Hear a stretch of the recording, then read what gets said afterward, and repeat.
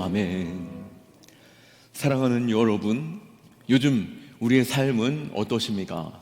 점점 더 바빠지고 혹 더 복잡해지고 있진 않습니까? 또 하루가 어떻게 지나가는지 모를 만큼 정신없이 하루를 보내고 계시진 않습니까? 또 우리의 마음은 늘 무엇인가 쫓기듯 불안하고, 또 소셜미디어를 사용하시는 분이라면은 누구는 성공했다라고 하고, 누구는 여행을 간다라고 하고, 누구는 자녀가 참 잘 됐다라고 자랑하고 있습니다. 주변 사람들의 모습을 보면 볼수록 과연 나는 제대로 살고 있는 건가? 나는 이대로 괜찮은가? 나는 평안한가? 라고 질문을 던지게 됩니다. 문제는 우리가 평안을 원하고 있지만 진짜 평안이 어디로부터 오는지 잘 알지 못한다라고 하는 것에 있습니다. 그래서 우리는 끊임없이 단짠 자극적인 음식을 찾으려고 애쓰고, 또 쇼츠와 같이 더 강한 자극에만 만족하려는 우리의 삶을 돌아보게 되는 것이죠.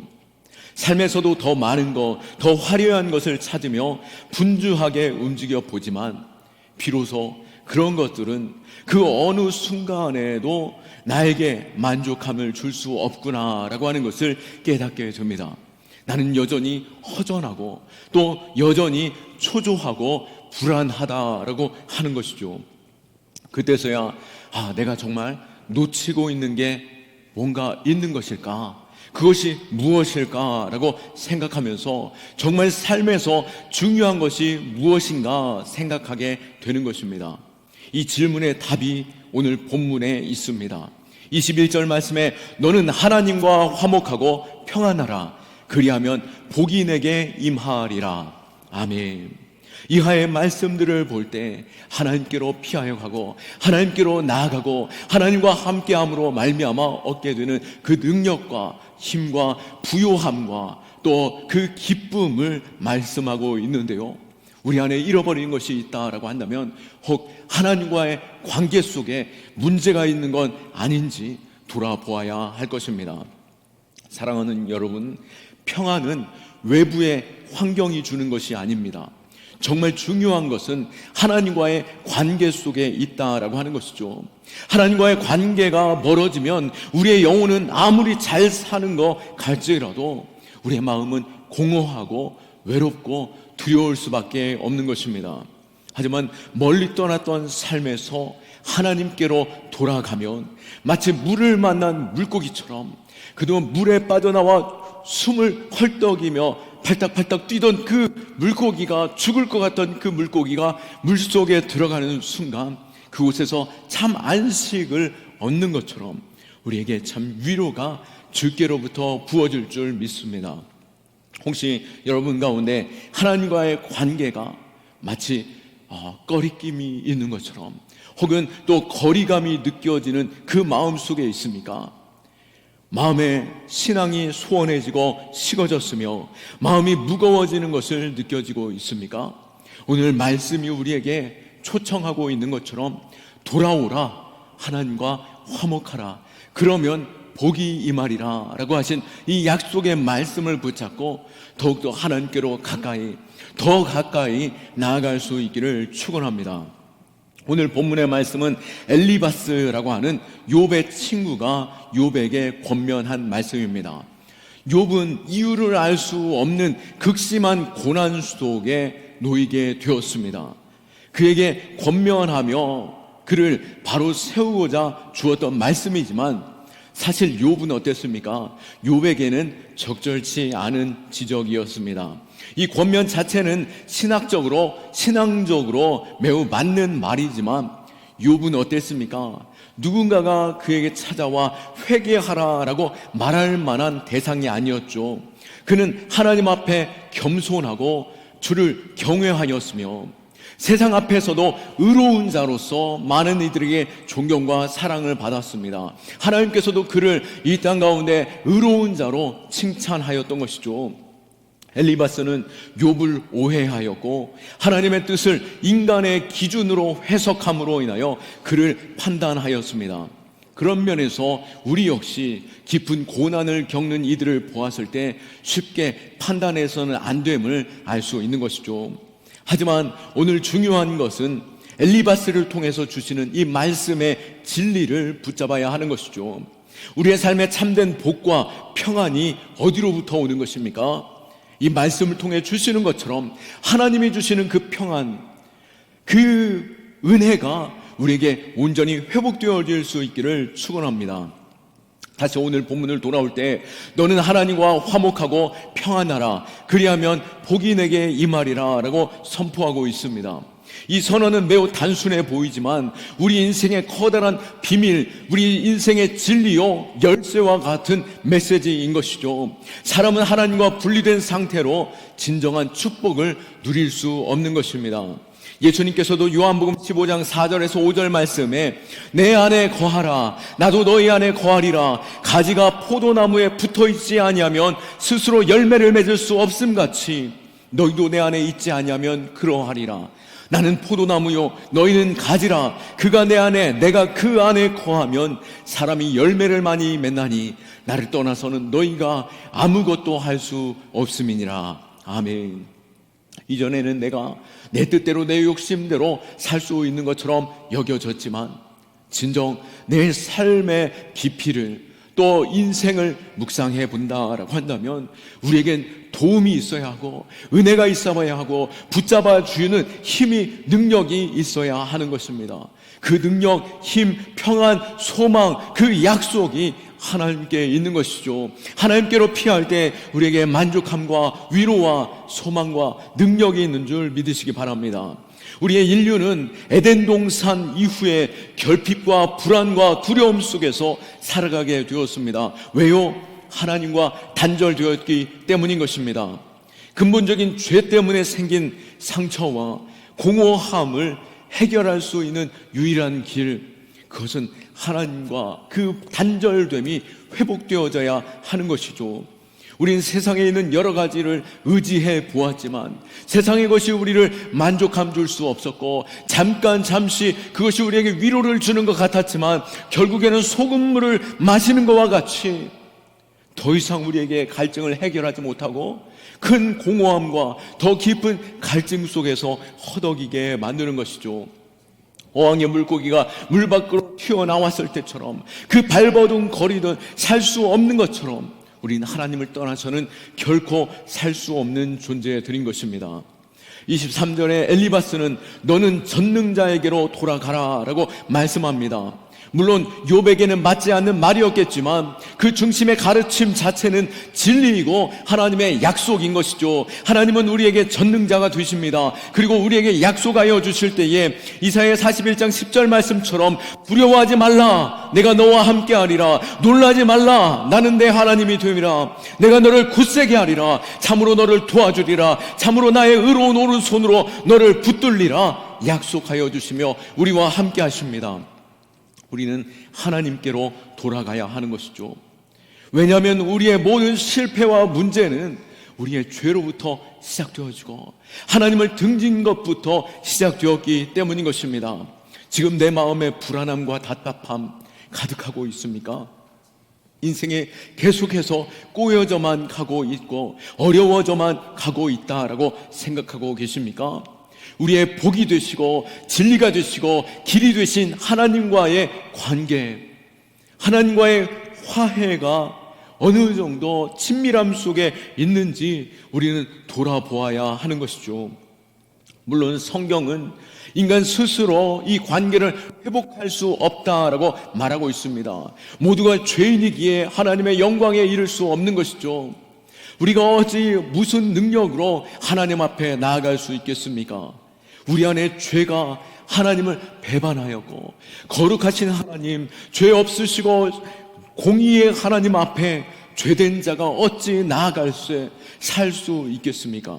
그러나 그럼에도 불구하고 하나님께서는 우리를 긍휼히 여겨주시사 먼저 우리에게 찾아오시며 우리의 모든 죄를 해결하시고자 자신의 사랑하는 독생자 예수 그리스도를 이 땅 가운데 보내신 것이죠.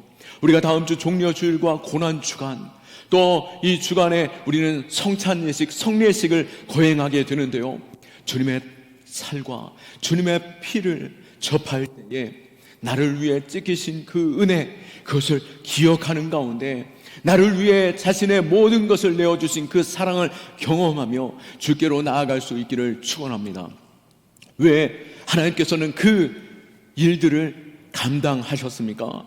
바로 우리와 하나 되기 위해, 우리와 관계가 회복되어지기 위하여 그 일들을 행하신 것처럼 주님께서는 우리의 화목 제물로 하나님 앞에 드려지게 된 것이죠. 요한일서 4장 10절 말씀에 사랑은 여기 있으니 우리가 하나님을 사랑한 것이 아니요 하나님이 우리를 사랑하사 우리 죄를 속하기 위하여 화목제물로 그 아들을 보내셨습니다. 아멘. 우리를 구원하시고자, 우리의 모든 죄를 해결하시고자 그 피의 대가로 우리를 구원하신 것입니다. 이것이 기독교의 복음의 핵심이고 그 깊이가, 그 완전한 사랑이 이 안에 담겨져 있는 것이죠. 우리를 구원하신 그 하나님의 사랑, 그 무엇과 비교할 수 있겠습니까? 어디에서 이 사랑을 비교하여 나아갈 수 있겠습니까? 하나님께로 피할 때 그 사랑이 온전히 우리에게 주어지고 우리가 그 은혜로 구원함을 입고 참 구원의 기쁨을 누리게 되고 소망 넘친 삶이 될 줄 믿습니다. 그렇다면 우리가 하나님께로 돌아간다라고 하는 것은 무엇을 의미하겠습니까? 어떻게 가능하겠습니까? 그것은 바로 하나님과의 친밀함을 갖는 것입니다.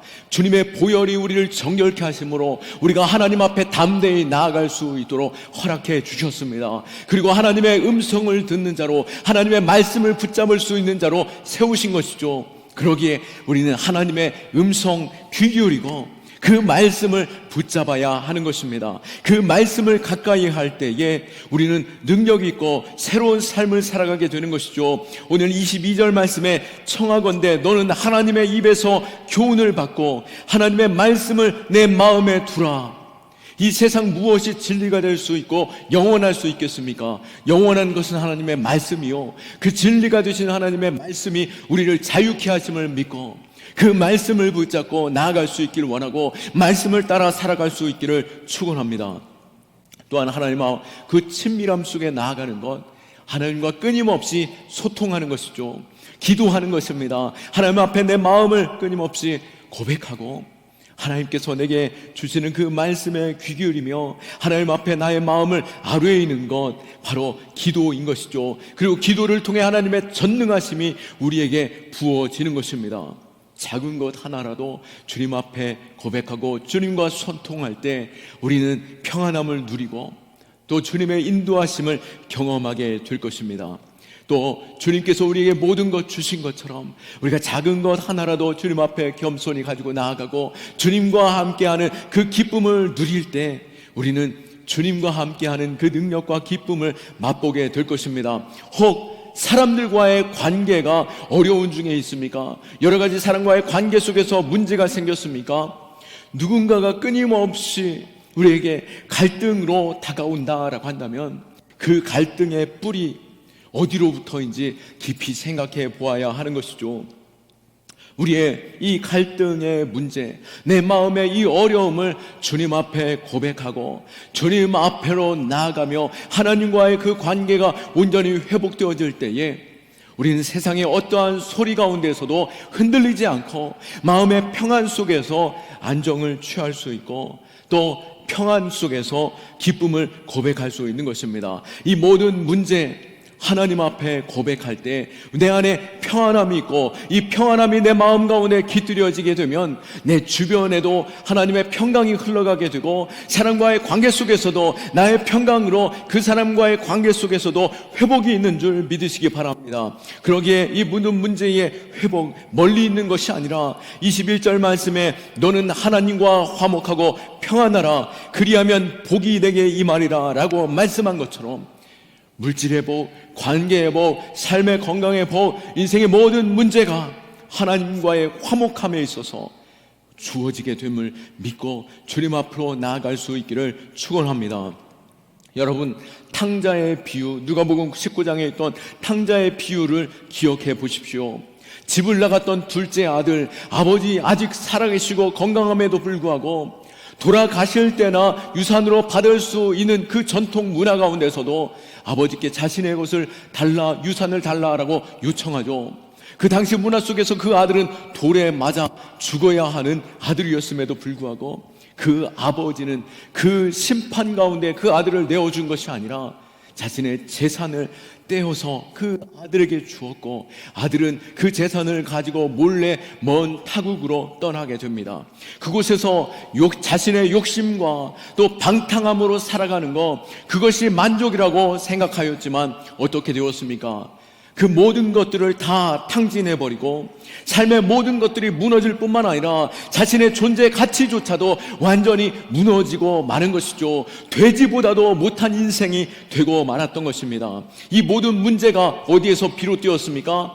돈이 떨어졌기 때문입니까? 주변의 친구들이 멀리 떠나갔기, 배반하여 떠나갔기 때문이었습니까? 아니요. 이 모든 문제는 그가 아버지 집을 떠난 것에서 비롯되었던 것입니다. 아버지 집에 그 하인들조차 평안하고 풍족함을 누렸지만 아들 되었던 그가 아버지 집을 떠남으로 말미암아 그 인생이 어려움과 고난과 자신의 가치조차도 완전히 떨어져 버렸던 것이죠.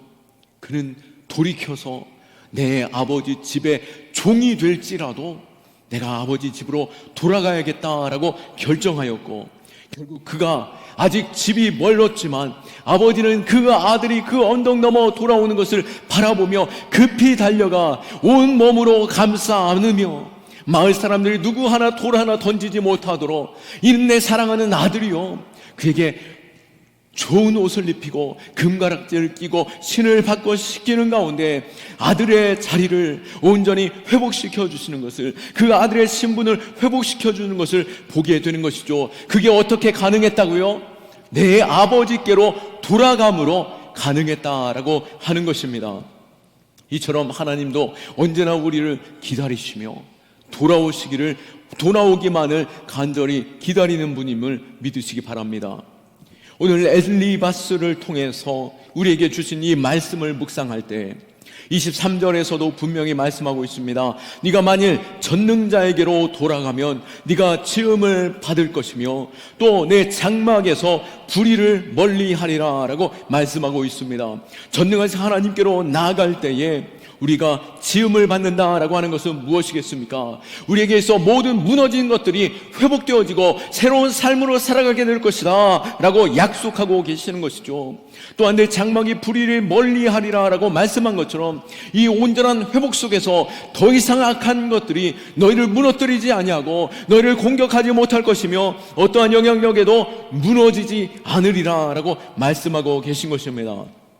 우리의 가정, 일터, 관계 어그러진 부분이 있다라고 한다면 이 모든 문제의 시작 어디로부터인지 우리가 돌아볼 수 있기를 원하고, 하나님과의 관계, 하나님으로부터 지혜와 능력이 임하고 하나님의 은혜로 말미암아 우리가 온전히 설 수 있는 것처럼 우리의 인생에 무너진 모든 것들, 바닥쳤던 우리의 모든 인생들 하나님께로 나아갈 때 회복됨을 믿고 그에게로 더욱더 가까이 나아갈 수 있기를 축원합니다.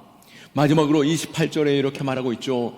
네가 무엇을 결정하면 이루어질 것이요 내 길에 빛이 비치리라. 아멘. 이것이 우리에게 주신 약속인 것입니다. 하나님과 화해할 때 우리의 걸음은 빛으로 인도함을 받게 될 것이며 메마른 땅 가운데도 샘물이 터져 날 것이며 이스라엘 백성들이 40년의 광야 생활 가운데에서도 하나님이 구름 기둥, 불 기둥으로 인도하셨고 광야 가운데 강을 내시고 길을 내시고 바위에서도 샘물이 솟아나게 하시는 그 은혜를 누린 것처럼 우리 가운데 도우시는 하나님, 그 하나님을 신뢰할 수 있기를 축원합니다. 이사야 58장 11절 말씀에도 여호와가 너를 항상 인도하며 메마른 곳에서도 내 영혼을 만족하게 하며 내 뼈를 견고하게 하리니 너는 물된 동산 같겠고 물이 끊어지지 아니하는 샘 같을 것이니라. 아멘.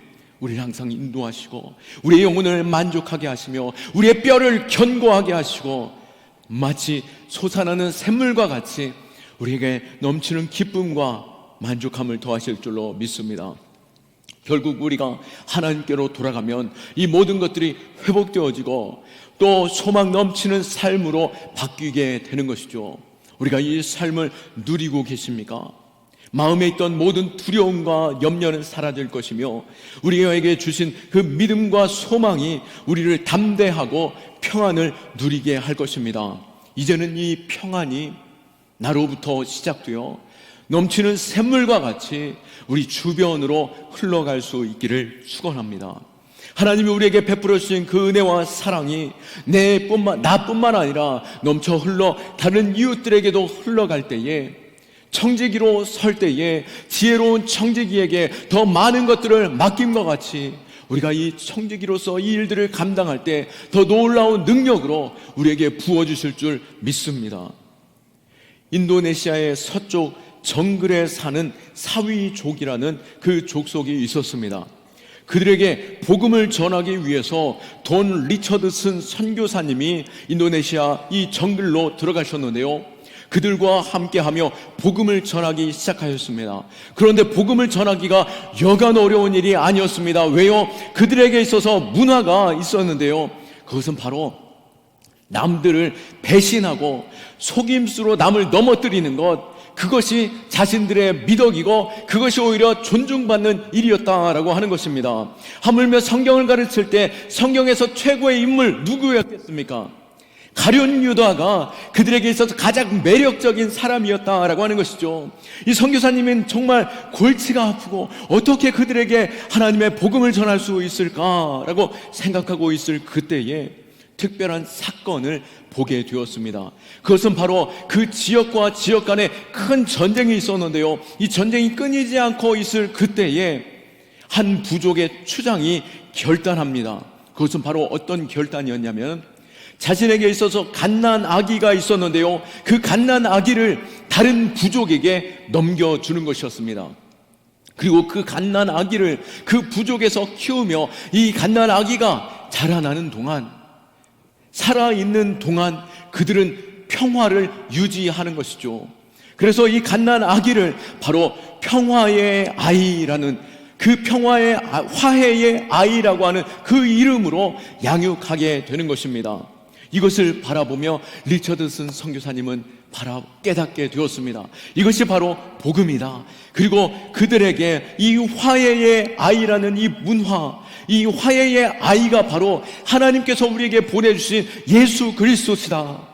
하나님과의 관계를 회복케 하는 예수 그리스도, 우리가 그 이름을 믿을 때에, 우리가 그 이름을 내 마음 가운데 품을 때에 우리의 모든 멸망은 사라지고 하나님의 놀라우신 사랑과 은혜로 영원한 복을 누리게 될 것이다 라고 하는 복음을 증거하게 되었던 것이죠. 이제는 우리에게 화해의 아이 되라 라고 말씀하고 계십니다. 고린도후서 5장 18절에서 20절 말씀, 모든 것이 하나님께로부터 났으니 그가 그리스도로 말미암아 우리를 자기와 화목하게 하시고 또 우리에게 화목하게 하시는 직분을 주셨으니 곧 하나님께서 그리스도 안에 계시사 세상을 자기와 화목하게 하시며 그들의 죄를 그들에게 돌리지 아니하시고 화목하게 하는 말씀을 우리에게 부탁하셨느니라. 그러므로 우리가 그리스도를 대신하여 사신이 되어 하나님이 우리를 통하여 너희를 권면하신 것 같이 그리스도를 대신하여 간청하노니 너희는 하나님과 화목하라. 아멘. 예수님께서 우리를 위하여 죽으신 화목의 아이 되시며 그 피로 말미암아 우리가 구원함을 얻게 되었습니다. 이제 주님께서는 우리에게 이 화목하게 하는 그 직분, 하나님의 사신으로 우리를 불러주셨는데요, 우리를 대신, 그리스도를 대신하여 보내실 때 잃어버린 영혼, 고통과 절망 속에, 또 마음의 혼돈과 답을 찾지 못하는 그 인생 속에 우리가 화목의 아이 되어 그들에게 복음을 증거하고 그들을 주께로 인도하는 복의 통로 될 수 있기를 축원합니다. 말씀을 마칩니다. 내 마음에 깊은 공허함과 삶의 무기력함이 있습니까? 그것은 우리 인류에게 주어진 영원한 숙제일 수밖에 없습니다. 왜요? 하나님 앞에서 범죄함으로 에덴 동산에서 쫓겨나게 되었고 하나님과의 관계가 단절되었기 때문인 것이죠. 이 모든 회복이 예수 그리스도께 있습니다. 우리가 예수 그리스도 내 안에 품고 예수 안에서 참된 자유함을 누리고 주님께서 주시는 그 놀라우신 축복을 누리는 자 되며 또한 그 이름을 증거하는 저와 여러분 다 될 수 있기를 예수 그리스도의 이름으로 축원합니다. 아멘. 우리 하나님께 영광의 박수 올려드립니다.